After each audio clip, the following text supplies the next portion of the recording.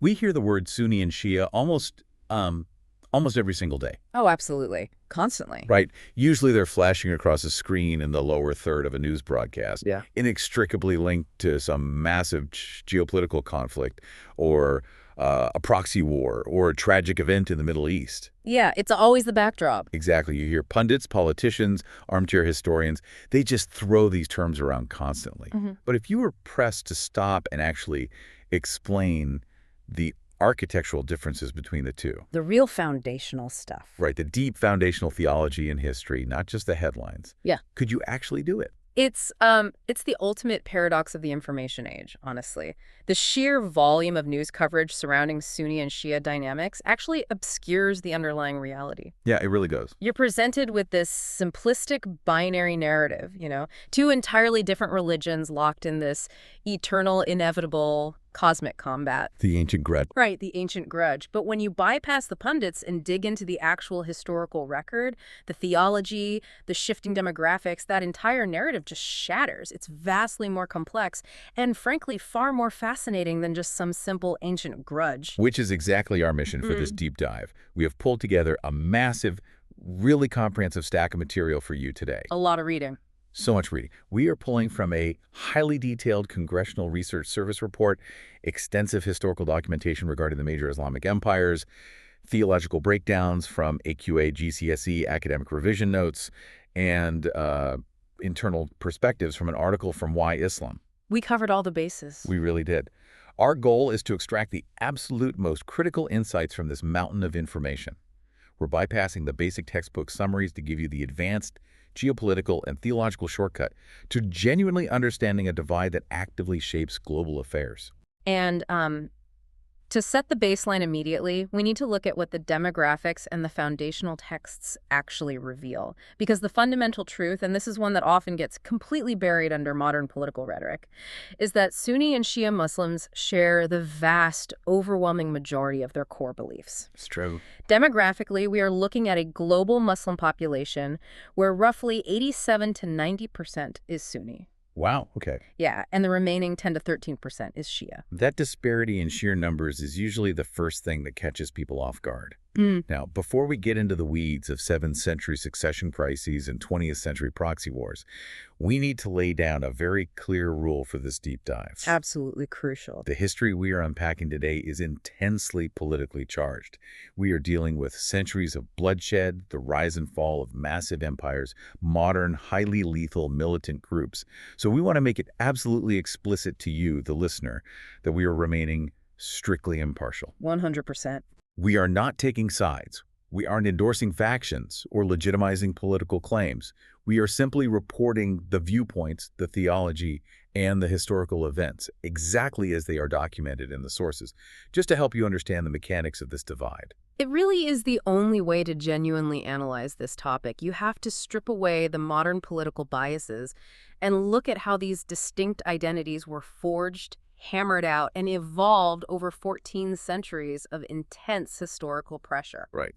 Let's start with the shared foundation.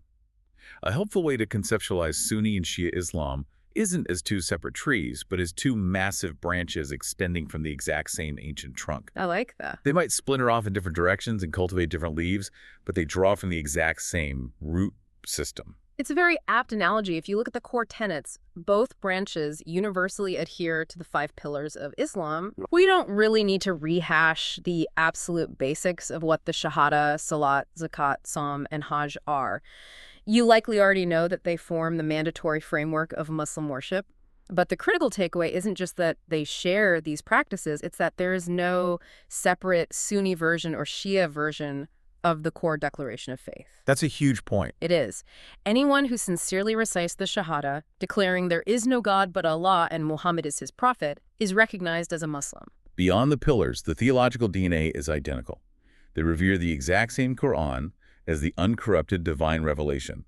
They worship the same God, believe in the same celestial hierarchy of angels, venerate the same lineage of prophets from Abraham to Jesus to Muhammad. Yeah. And they hold the exact same eschatological views regarding the Day of Judgment.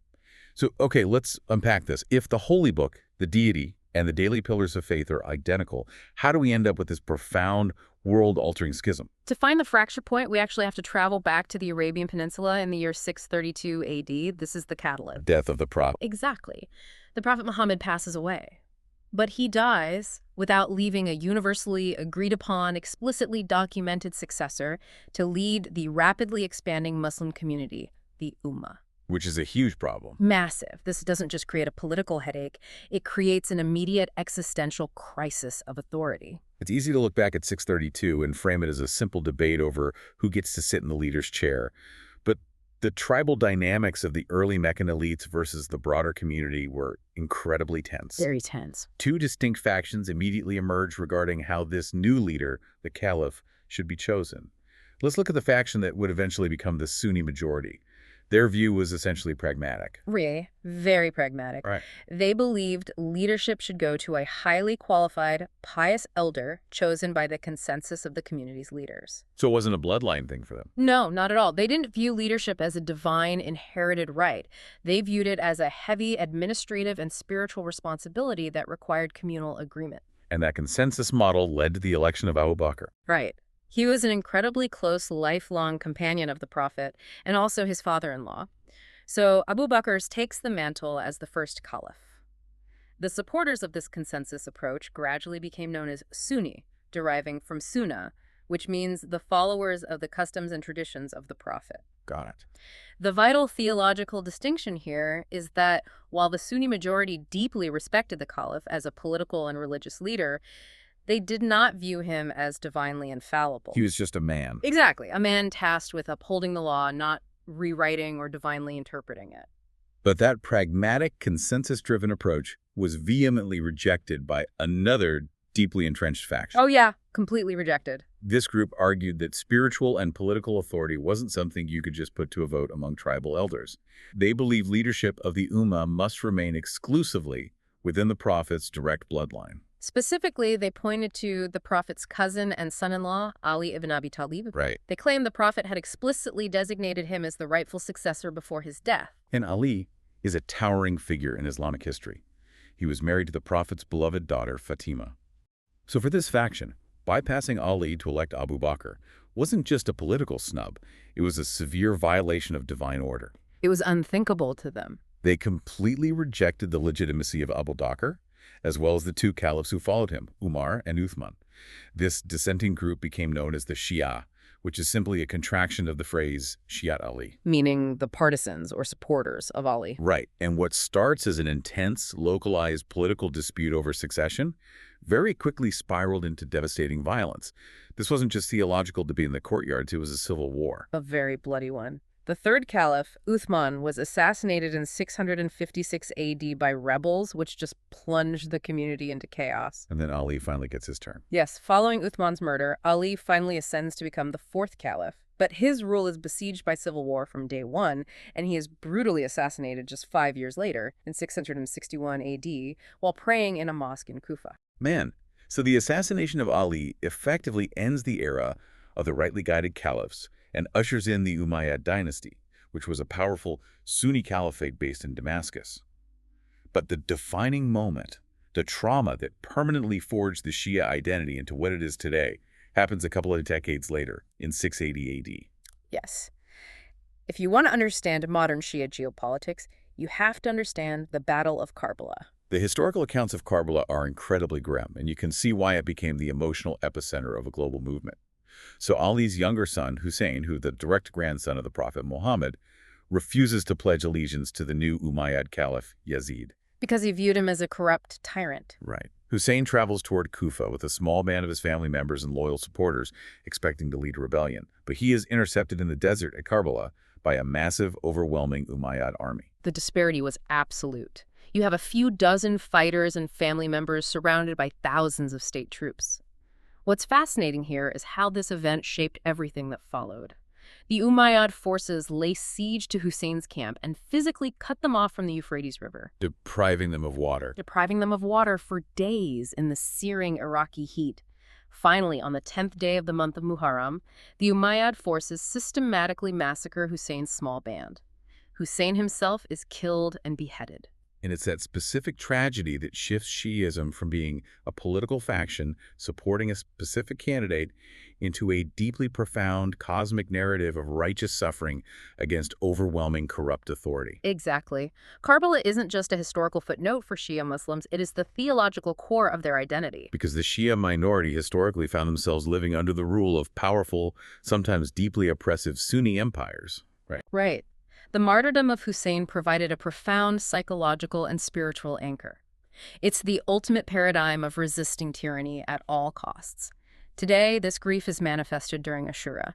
It is an intensely emotional, visceral period of mourning. You see massive processions. Massive processions, dramatic reenactments of the battle, weeping, and in some more traditional communities, acts of ritual self-flagellation to physically connect with the suffering that Hussein endured in the desert. When you realize that an event from 680 AD still evokes millions of people to march and weep in the streets of Najaf and Tehran in the 21st century, it really recontextualizes what we're talking about. We aren't just discussing ancient politics, we are talking about a living, breathing spiritual identity forged in trauma. Absolutely. And as you trace this timeline forward, that historical rift over succession eventually bleeds into the actual daily theology and the mechanics of Islamic law. It's a natural progression. Once you have a fundamental disagreement over who the legitimate authorities were following the prophet's death, you are inevitably going to have a disagreement over whose historical accounts you trust. Right. This is most evident when we look at the hadith, the compiled sayings and actions of the Prophet Muhammad. Alongside the Quran, the hadith form the absolute bedrock of Islamic jurisprudence. And here's where the political history directly edits the theological texts. The Shia perspective is that the early caliphs, and many of the prominent companions who supported them, unjustly usurped power from Ali. So they don't trust them. Exactly. They are highly suspicious of any theological narrations that come from those specific individuals. You see this vividly with figures like Abu Huraira, one of the most prolific Sunni narrators, or Aisha, the Prophet's youngest wife. Aisha is a perfect example of this friction. She literally led an army against Ali at the Battle of the Camel in 656 AD.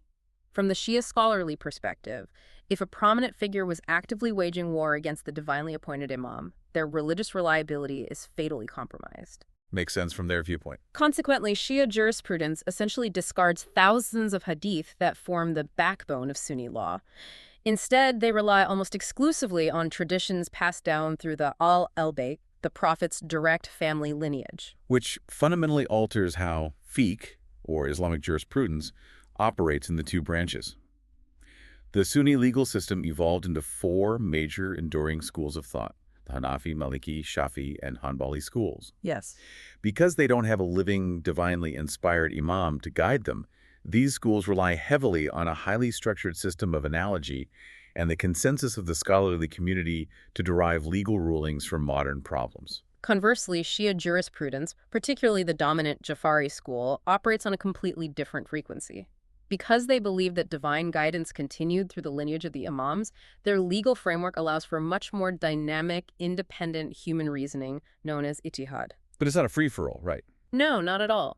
It is strictly managed by a highly structured, almost corporate hierarchy of incredibly learned clerics, the mujtahids and the ayatollahs. It's an interesting structural difference. Sunni Islam is somewhat more decentralized in its legal authority, relying on historic consensus, whereas Shia Islam has this very visible hierarchical clerical establishment that can issue binding fatwas based on their independent reasoning. And this isn't just abstract academic theory. These jurisprudential differences manifest in highly visible physical ways every single day. Right. Let's talk about the daily practices, because this is where the theology hits the pavement. Take Salat, the obligatory daily prayers. All Muslims are required to pray 5 times a day. Yeah. But if you observe a Shia community, you'll notice they often combine these prayers. They do. They are still fulfilling the requirement of 5 prayers, but they typically condense them into 3 distinct blocks of time throughout the day: morning, afternoon, and evening. You also see a distinct visual marker during the physical act of prostration. When Sunni Muslims bow down in prayer, they typically place their foreheads directly onto their prayer rug. But Shia jurisprudence dictates that the forehead must touch a piece of the earth, something natural and inedible. So what do they use? Practically, this means Shia Muslims place a small clay tablet called a turba on their prayer rug, and they press their foreheads onto that. And crucially, from what the sources say, the clay isn't just from anywhere. The most prized turbas are baked from the soil of Karbala. Exactly. So 5 times a day or 3 times a day, as a Shia Muslim is praying to God, they're physically and metaphorically grounding their faith in the soil where Hussein was martyred. It is a stunning integration of historical trauma into daily worship. You also see subtle physical differences in posture. Shias generally keep their arms resting straight down at their sides during prayer. Now, it's worth noting that the Sunni Maliki school in North Africa also prays with hands at the sides, but the vast majority of Sunnis across the globe fold their arms over their chests, right over left. It seems like a minor detail, but in a crowded mosque, it's an immediate, silent, visual identifier. Absolutely. And the legal divergence also extends deeply into family law and cultural traditions. A prime example is the concept of muta. Well, this is a big one. It is. In Twelver Shia jurisprudence, muta is a legally sanctioned, fixed-term, temporary marriage contract. You agree on a duration, and when the time is up, the marriage dissolves without a divorce. And Sunni scholars reject this entirely. Entirely. They view it as strictly forbidden and invalid. Though, to be fair to the complexity, some Sunni communities have developed their own workaround arrangements, like misyar marriages, which waive certain living arrangements, but the theological framing is entirely different. Even the names parents give their children are heavily coded. Yeah. If you look at demographic data across the Middle East, Shia families overwhelmingly utilize names drawn from the al-Bayt. Names like Fatima, Zainab, Ali, Hassan, Hussein. Exactly. On the flip side, you will almost never find a Shia child named Umar, Uthman, or Abu Bakr, whereas those names are ubiquitous in the Sunni world. The historical political rivalries from the 7th century dictate modern birth certificates. It's a profound testament to how deeply internalized this history is. But we have to be careful not to paint with too broad a brush because neither Sunni nor Shia Islam is a monolith. No, not at all. If you zoom in, the branches themselves splinter into highly distinct subsects. Let's break down the Shia hierarchy first because it is quite complex. Yep. The overwhelming majority, we're talking about roughly 85% of the global Shia population, are known as Twelvers. Twelver Shiism is the state religion of Iran and the dominant force in Iraq. They believe in a specific, divinely ordained succession of 12 infallible imams, all descended from Ali and Fatima. Okay. But the crucial theological linchpin of Twelver belief is the fate of the 12th imam, Muhammad al-Mahdi. In the late 9th century, specifically around 874 AD, the Twelvers believed this final imam did not die, but rather was hidden away by God. This is the concept of occultation, which introduces a massive eschatological element. The Twelvers believe this hidden imam is still alive, essentially in a state of suspended animation, and that he will return at the end of times as the Mahdi, a messianic figure who will eradicate tyranny and establish a perfect, just global Islamic society alongside Jesus. It's a powerful narrative of deferred justice, but not all Shias agreed on this lineage. If we go back to the 8th century, a major faction broke off over a dispute regarding who the 7th imam should be. The Seveners. Right. This group became known as the Ismailis, or the Seveners. Historically, they were incredibly dynamic and politically ambitious. They established the massive Fatimid Caliphate in Egypt, which rivaled the Sunni Abbasids. Today, they are a smaller, widely dispersed community, highly influential in parts of South Asia, and they are uniquely led by a living present imam, currently the Aga Khan.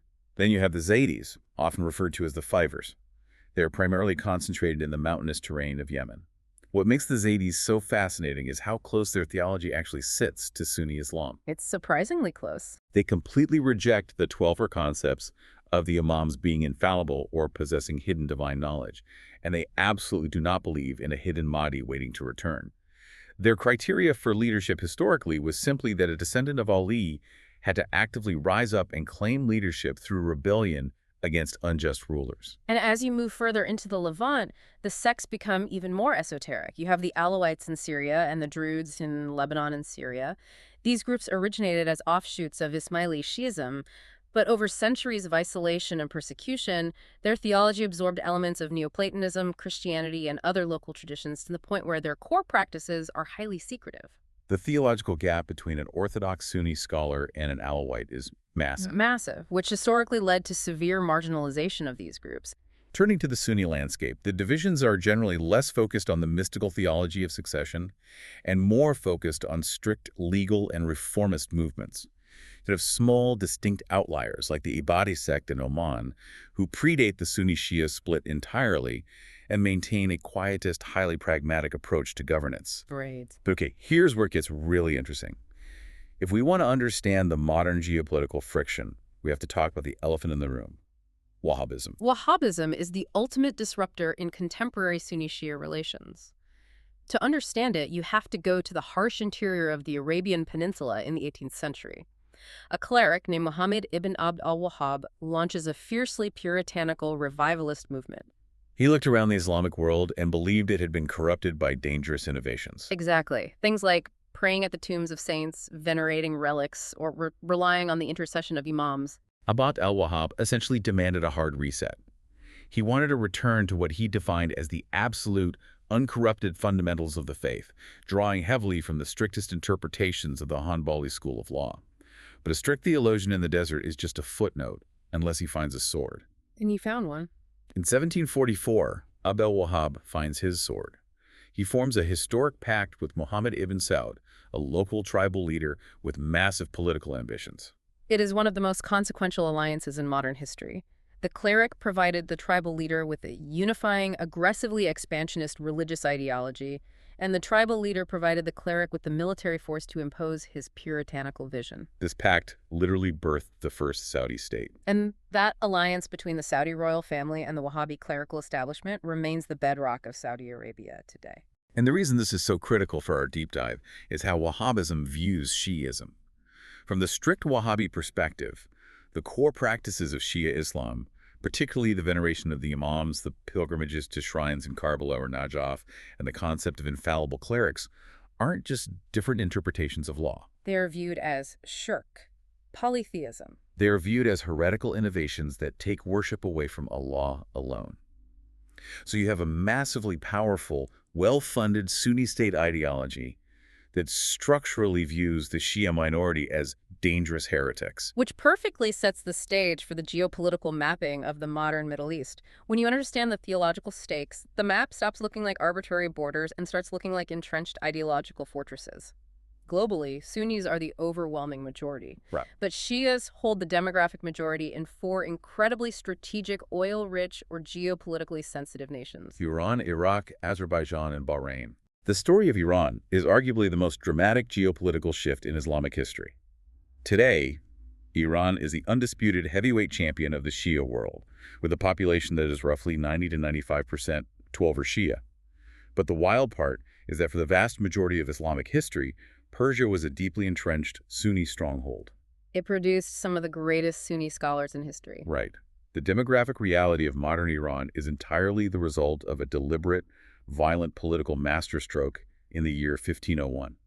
1501 is the year a charismatic, militant leader named Shah Ismail I conquers Tabriz and establishes the Safavid Empire. Ismail looks at his geopolitical position and realizes he has a massive problem. The Ottomans. Right. To his west is the Ottoman Empire, the most powerful, expansive Sunni superpower on the planet. To his east are Sunni empires in Central Asia. If Ismail's new empire remains Sunni, it will eventually be culturally and politically absorbed by the Ottomans. He needed a mechanism to forge a fiercely loyal, distinct national identity. So he utilizes religion as a geopolitical firewall. Shah Ismail makes the unprecedented, radical decision to declare Twelver Shi'ism the mandatory state religion of the Safavid Empire. And let's be clear, from the historical records, this was not a gentle, grassroots theological awakening. Not at all. Ismail brought in Shia scholars from Lebanon and Bahrain, and he aggressively, violently enforced this conversion on the Sunni majority of Persia. It was a brutal top-down mandate. Prominent Sunni clerics were executed or exiled. Sunni mosques were repurposed. The population was forced to publicly curse the first 3 Sunni caliphs under threat of death. Wow. Over the span of a couple of centuries, this forced imposition genuinely took root. The population internalized theology, and Persian culture became inextricably fused with Twelver Shi'ism. But the origin was pure realpolitik. He engineered it. Ismail successfully created an ideological fortress that permanently severed Persia from the broader Sunni Arab and Turkic world, establishing the geopolitical fault line that still defines the Middle East today. It's the 16th century equivalent of creating a completely incompatible operating system so you can't be hacked by your neighbors. Now contrast that top-down, state-mandated conversion with what happened in Iraq. Today, Iraq is majority Shia, roughly 60 to 65%. But that majority wasn't established by a single conquering emperor. It was largely created in the 18th and 19th centuries, and it is the ultimate example of a bureaucratic backfire. It really is a massive backfire. Iraq was a province of the Sunni Ottoman Empire. The Ottoman administrators were incredibly frustrated by the nomadic Sunni Bedouin tribes roaming southern Iraq. Nomads are incredibly difficult to tax, they were hard to conscript into armies, and they disrupt trade routes. So what do? So the Ottomans implemented aggressive modernization policies designed to force these nomadic tribes to settle down and take up sedentary agriculture. To do this, they forced the tribes to settle near water sources, specifically the newly constructed Hindia Canal. The Ottoman tax collectors probably thought they had solved their problem, but there was a massive oversight. The Hindia Canal ran directly through the agricultural lands surrounding Najaf and Karbala. The two holiest cities in Shia Islam. By forcing these fiercely independent Sunni nomads to settle there, the Ottomans inadvertently placed them under the direct, daily economic and social influence of a highly organized, deeply learned network of Shia clerics. And that proximity was turbocharged by a trauma we mentioned earlier. In 1801, Wahhabi militant forces from Central Arabia raided southern Iraq and completely sacked the holy city of Karbala. They destroyed the tomb of Hussein, looted the city, and massacred thousands of Shia inhabitants. Which horrified the region. It spurred the Shia clerical establishment in Najaf into high gear. They realized they needed a buffer of protection, so they launched an intense, systematic missionary effort to convert the newly settled Arab tribes around them. So you have Ottoman agricultural policy physically relocating the tribes, combined with the sheer trauma of Wahhabi military aggression, resulting in the mass conversion of southern Iraq's Arab tribes to Shiism.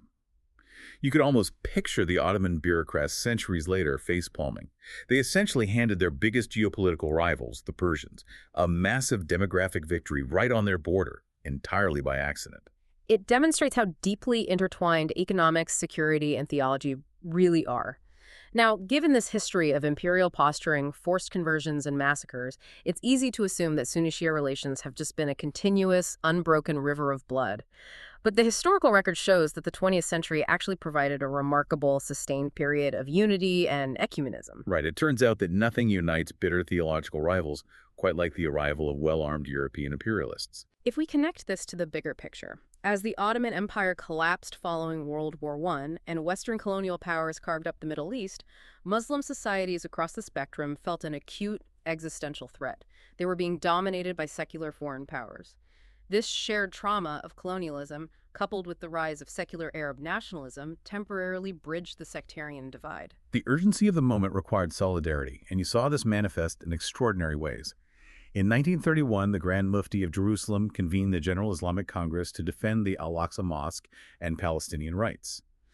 What is remarkable is that prominent Shia clerics from Iraq and Lebanon not only attended but played highly visible supportive roles, standing shoulder to shoulder with Sunni leaders in a display of pan-Islamic unity against Western and Zionist encroachment. That momentum continued. In 1938, a dedicated ecumenical organization called Dar al-Taghrib was founded in Cairo, heavily supported by scholars from both sides. They spent years meticulously working through theological differences, trying to find common ground, and this culminated in an absolute milestone event in 1959. The 1959 Fatwa by Mahmud Sheltut is one of the most significant documents in modern Islamic history. Sheltut was the rector of Al-Azhar University in Cairo, which is widely considered the most prestigious, authoritative seat of Sunni learning in the world.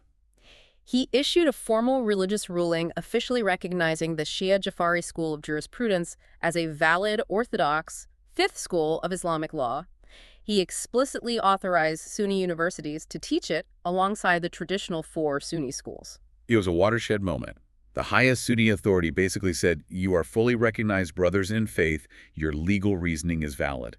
It seemed for a brief window that the theological hatchet was finally being buried under the banner of shared anti-imperialism. But as we know, geopolitics abhors a vacuum. The Earth shifted violently in 1979, and this is the absolute catalyst for the catastrophic modern sectarianism we see today. 1979 changes the entire trajectory of the Middle East. This is the year of the Iranian Revolution. Ayatollah Ruhollah Khomeini successfully mobilizes a massive popular uprising, overthrows the secular, Western-backed Shah of Iran, and establishes a theocratic Islamic republic based on his novel theological concept of velayat-e-faqih, the guardianship of the Islamic jurist. Now, here is where the nuance is absolutely critical, and where the popular narrative often gets it wrong. Khomeini did not initially view his revolution as an exclusively Shia project. His rhetoric was vehemently pan-Islamic. He envisioned Iran as ground zero for a global Islamic awakening. He wanted to export this revolution across the entire Muslim world, urging populations to overthrow corrupt, secular, or Western-aligned regimes, regardless of whether those regimes were Sunni or Shia. Khomeini took very deliberate steps to court Sunni populations. He explicitly forbade Iranian Shias from publicly cursing the early Sunni caliphs, which, as we discussed with the Safavids, had been a historical tradition and a massive point of friction. He established Islamic Unity Week to bridge the gap between the different dates Sunnis and Shias celebrate the Prophet's birthday. He aggressively championed the Palestinian cause, which was deeply resonant across the Sunni Arab world. But despite all of that outreach, his pan-Islamic vision failed spectacularly. And it failed because he completely underestimated the sheer terror his revolution instilled in the Sunni Arab regimes, specifically the conservative monarchy of Saudi Arabia. You have to view this from Riyadh's perspective. Saudi Arabia is a wealthy, conservative rentier state built on the alliance between the royal family and the strict Wahhabi clerical establishment. Suddenly, right across the Persian Gulf, a charismatic cleric overthrows a heavily armed monarch. And he's broadcasting this. Khomeini is broadcasting radio messages directly into the Arabian Peninsula in Arabic, openly calling the Saudi royal family corrupt, decadent American lackeys, and arguing that hereditary monarchy is fundamentally un-Islamic. When the Saudi royals looked at Khomeini, they didn't see a pan-Islamic brother extending a hand. They saw a hostile Persian Shia threat, actively trying to incite a violent revolution within their own borders, particularly among the marginalized Shia population living right on top of Saudi Arabia's oil fields in the eastern province. The existential dread in Riyadh was off the charts. And Saudi Arabia possessed something that no previous Sunni empire had. Oil money. Practically limitless petrodollars. They didn't just play defense, they weaponized their massive oil wealth to contain the Iranian contagion. Throughout the 1980s and 90s, the Saudis initiated an unprecedented global funding campaign. They spent billions upon billions of dollars exporting their strict, puritanical Wahhabi brand of Islam to counter Iranian influence. We're talking about funding massive infrastructure projects globally. They built thousands of religious schools, madrasas, funded grand mosques, printed millions of textbooks, and provided lucrative scholarships for clerics from Pakistan, Indonesia, Nigeria, and Egypt to study in Medina and then return home to preach. And this is the tragic mechanism of the proxy war. Because the foundational Wahhabi doctrine inherently views Shiism not just as a different school of thought, but as a dangerous polytheistic heresy, this massive global funding effectively exported virulent anti-Shia sentiment worldwide. Right into communities that didn't have these issues. Exactly. Local, tolerant Sunni communities in places like Southeast Asia or West Africa were suddenly inundated with well-funded, highly conservative literature that framed their Shia neighbors as enemies of the faith. The theological divide had been completely hijacked by Cold War-style realpolitik, and the sheer physical danger of this rivalry became horrifyingly clear during the 1987 Mecca tragedy. The Hajj pilgrimage is the ultimate symbol of Muslim unity, is a sacred space where all bloodshed and political arguing are strictly forbidden, but the geopolitical tension was too hot. In 1987, tens of thousands of Iranian Shia pilgrims used the Hajj to stage massive, highly organized political demonstrations against the United States, Israel, and implicitly, the Saudi hosts. The Saudi security forces moved in to shut it down, and the situation devolved into a catastrophic riot. Over 400 people were killed, the majority of them Iranian pilgrims. The competing narratives were instantaneous. Tehran claimed the Saudi security forces opened fire with machine guns on unarmed pilgrims. Riyadh claimed the Iranians were armed with knives, incited a deadly stampede, and planned to seize the Grand Mosque. Regardless of the exact ballistic sequence of events, the psychological damage was done. The holiest sanctuary in Islam had been desecrated by the proxy war. Khomeini went on radio and effectively declared the Saudi royals illegitimate custodians of the holy sites. The 1987 tragedy cemented the Saudi-Iranian Cold War that would define the next 30 years. That tension simmered constantly, occasionally flaring up in places like Lebanon during their civil war. But the proxy war exploded into outright apocalyptic sectarian warfare following a massive external shock, the 2003 United States invasion of Iraq. And once again, maintaining our strict impartiality, we are not evaluating the ethics or the political justifications of the invasion itself. We're strictly analyzing the documented historical cause and effect on the sectarian balance of power. The U.S. invasion completely dismantled Saddam Hussein's regime. Saddam ran a brutal secular Ba'athist dictatorship, but his power base was heavily drawn from the Sunni Arab minority, which makes up about 20% of Iraq's population. For decades, Saddam's regime violently oppressed, marginalized, and murdered the Shia majority to maintain control. When the coalition forces dismantled the Ba'athist state infrastructure, most consequentially by disbanding the Iraqi army and purging Ba'ath Party members from government jobs, they created an absolute power vacuum. In the subsequent democratic elections, basic demographics took over. Political power naturally and rapidly shifted to the Shia majority. This is a seismic geopolitical event. For the first time in centuries, an Arab nation was being governed by a Shia administration, which immediately formed close ties with Iran. This sudden, dramatic reversal of power deeply traumatized Iraq.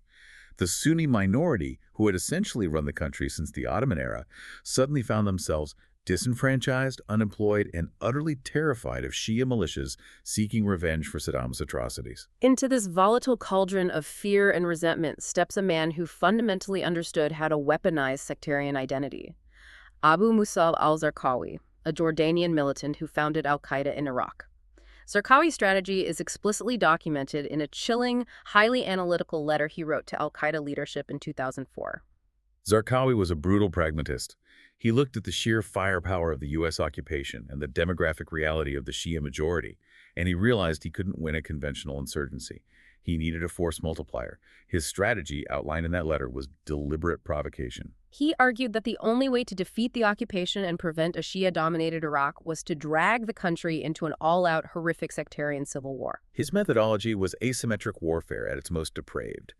Zarqawi directed his suicide bombers to relentlessly, exclusively target Shia civilians and their holiest spaces. He targeted markets, recruiting stations, and venerated shrines. His explicit goal was to murder so many Shia civilians that the Shia militias would be forced to retaliate indiscriminately against Sunni neighborhoods. Zarqawi believed that if he could provoke Shia death squads to start killing Sunnis, the inattentive Sunni population, as he called them, would be forced to wake up, abandon any moderate political process, and flock to his extremist insurgency simply for physical protection. The 2005 al-Hilla bombing is a horrific, prime example of this strategy in action, as detailed in the sources. A suicide bomber drove a car packed with explosives into an open-air market and a police recruiting station in a predominantly Shia city, killing 125 people in an instant. It was mass murder designed as psychological warfare. And the absolute tragedy is that Zarqawi's strategy worked. It did. The violence sparked a vicious cycle of tit-for-tat ethnic cleansing, death squads, and neighborhood purges that tore Baghdad apart. Zarqawi was killed in 2006, but the sectarian monster he engineered metastasized. It eventually evolved into ISIS, the Islamic State of Iraq and Syria. And ISIS took Zarqawi's anti-Shia violence and escalated it to an industrial genocidal scale. The barbarity of ISIS toward the Shia population cannot be overstated. The sources highlight one specific event that crystallizes this horror, the 2014 Camp Speicher massacre.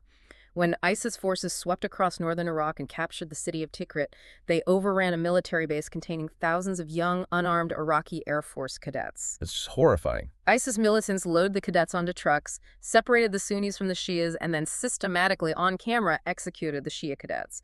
They murdered over 1,700 young men in a single day simply because they belonged to the wrong branch of Islam. The Camp Speicher massacre presented an existential threat to the Shia population of Iraq. It forced a response that permanently altered the landscape.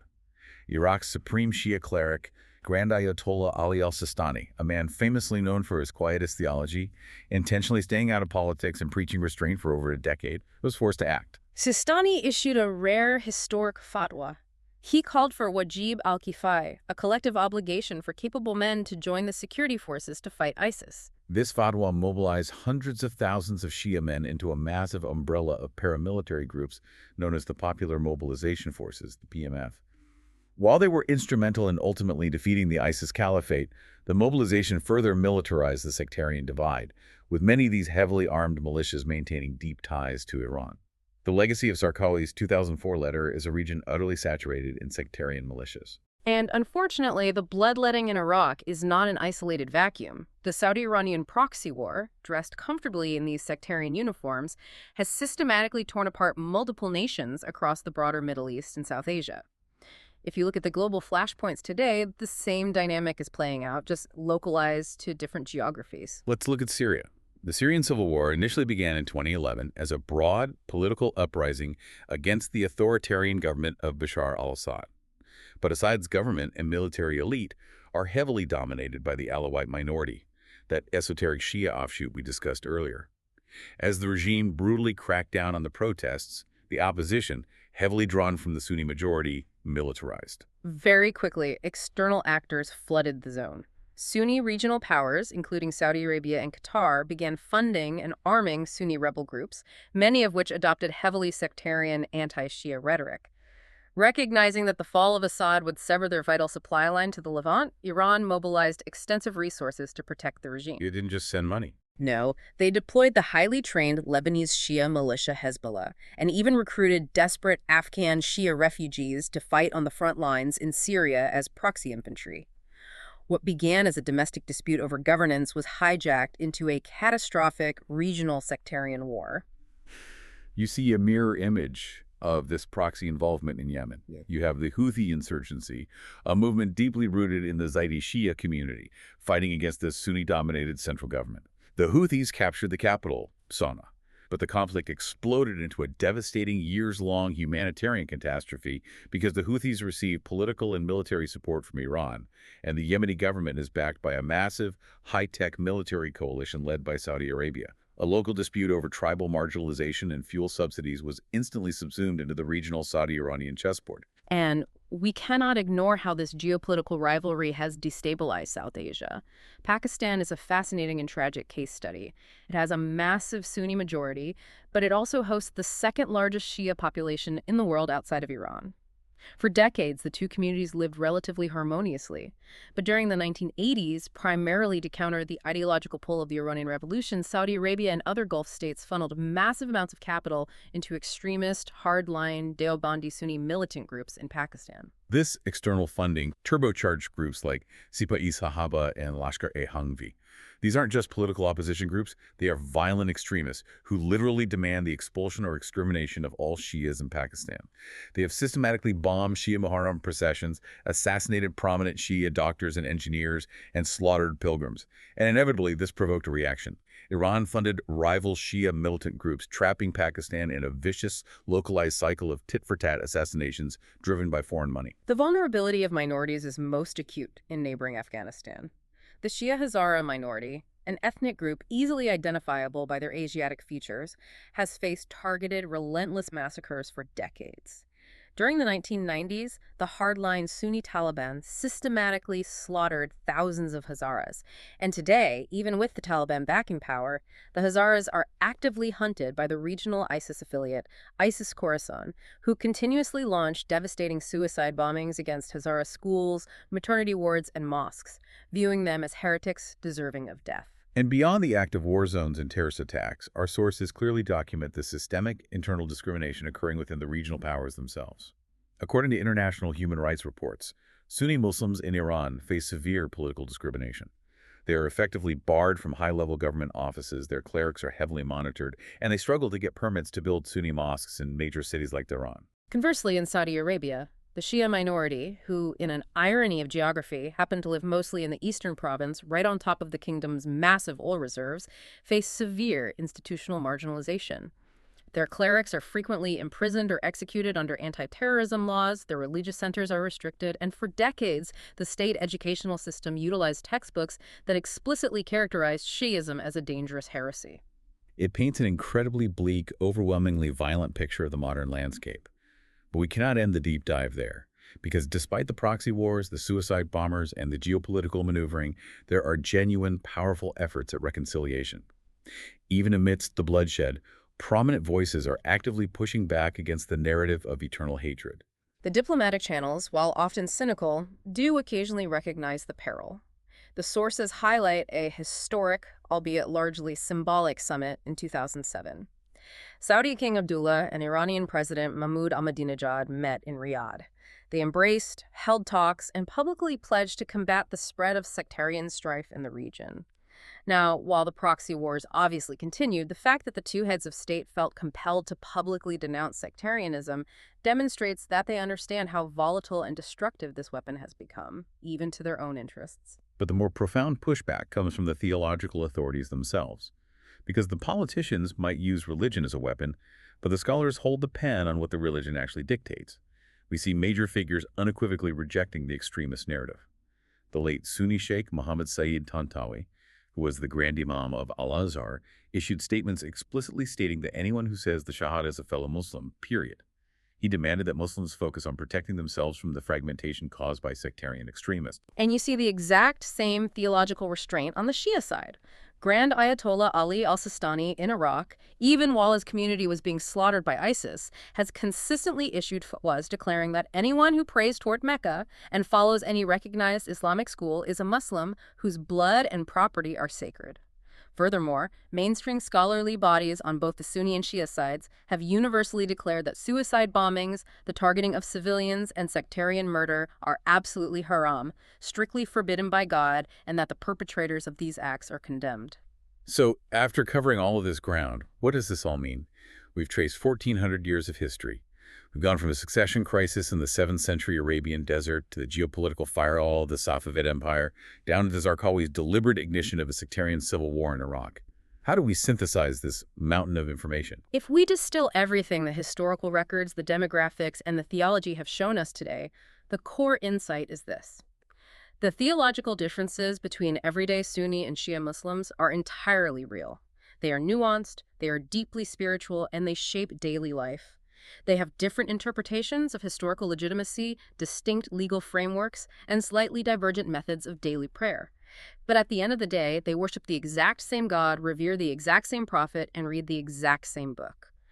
The vast, overwhelming majority of the horrific violence we see in the headlines today is not driven by an unresolvable theological dispute over where to place your hands during Salat. It is driven by modern secular power politics. Exactly. It is driven by geopolitical proxy wars. Nation-states, aspiring empires, and militant organizations are utilizing religious identity as a highly potent, deeply emotional weapon. They exploit ancient historical traumas to mobilize recruits, to demonize their geopolitical rivals, and ultimately to secure regional dominance and resource control. To you, the listener, thank you for sticking with us on this incredibly heavy but absolutely vital journey through history and theology. We know this was a massive amount of complex information to process. But taking the time to understand the actual roots of these conflicts, to look past the sensationalized binary headlines and see the layered history, the real politic, and the shared humanity beneath it, is immense. It is arguably the only way to truly understand the mechanics of the world we live in today. I will leave you with a final thought to mull over, one that builds directly on the history we've unpacked. If the theological differences between Sunnis and Shias have existed largely unchanged for nearly 1,400 years, but the extreme, explosive sectarian violence we see dominating the news is largely a product of late 20th century political power struggles. What does that reveal about the true nature of modern conflict? Is religion genuinely the driver of these devastating wars? Or is it merely the most effective, deeply emotional uniform that politicians and warlords use to dress up their purely secular battles for land, oil, and survival? That is a profound question to end on. Keep questioning the obvious narratives. Keep searching for the deeper historical context in everything you read, and we will see you on the next deep dive.